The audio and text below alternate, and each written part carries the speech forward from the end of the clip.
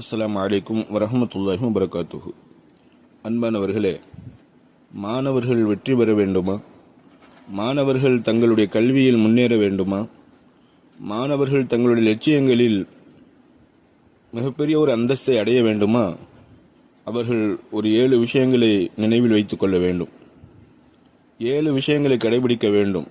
1வது, தனக்கு தெரியாததை பற்றி தெரிந்தவர்களிடம் கேட்டு தெரிந்து கொள்வதற்கு கூச்சப்படுவது கூடாது. தெரியாததை பற்றி கேள்வி கேட்க வேண்டும். மேலும் கேள்வி கேட்க வெட்கப்படக்கூடாது. தெரிந்தவர்களிடம் நாம் கேட்டு தெரியாததை நாம் நிவர்த்தி பண்ண வேண்டும். தெரியாததை தெரிந்து கொள்ள வேண்டும். 2, ஆசிரியர் பாடம் சொல்லித் தரும்போது கவனமாக கேட்க வேண்டும். ஆசிரியர் பாடம் நடத்தும்போது நமது கவனங்களை சிதறடிக்க விடக்கூடாது.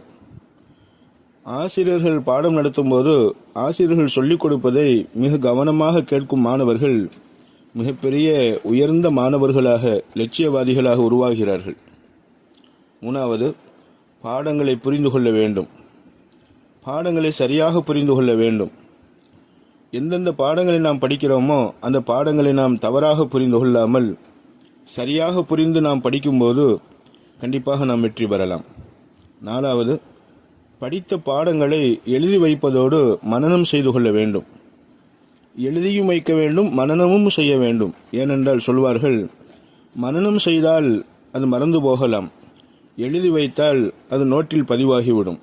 இரண்டும் செய்தால் நிச்சயமாக அந்த கல்வி என்பது நமக்கு உறுதியாக நம்மளிடத்தில் பதிவாகிவிடும். எனவே நாம் படித்த பாடங்களை நோட்புக்கில் எழுதவும் வேண்டும், அதை மனப்பாடம் செய்யவும் வேண்டும். 5வது, தனக்கு தெரிந்த பாடங்களை தெரியாதவர்களுக்கு சொல்லிக் கொடுக்க வேண்டும். பிறருக்கு நாம் சொல்லிக் கொடுக்க நமது பாடங்கள் உறுதி பெறும். 6வது, படித்த மேலும் அறிந்து கொண்ட கல்வியின்படி நாம் செயல்பட வேண்டும், அமல் செய்ய வேண்டும். நாம் படித்த கல்வியின்படி அமல் செய்யும் போதுதான் அந்த கல்வி நமக்கு பலன் தரும்.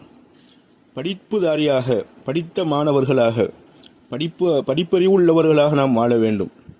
நிச்சயமாக படித்த அந்த படிப்பின்படி நாம் செயல்படும் போது கண்டிப்பாக நாம் வெற்றி பெறலாம். 7வது, எந்த விதமான ஒரு குறை இல்லாமல், பக்கம் தவறாமல், புத்தகத்தில் எத்தனை பாடங்கள் இருக்கிறதோ அத்தனை பாடங்களையும் நாம் புரிந்து அறிந்து எல்லா பாடங்களையும் மனதில் கொண்டு வந்து அசை போட்டு கொண்டே இருக்க வேண்டும்.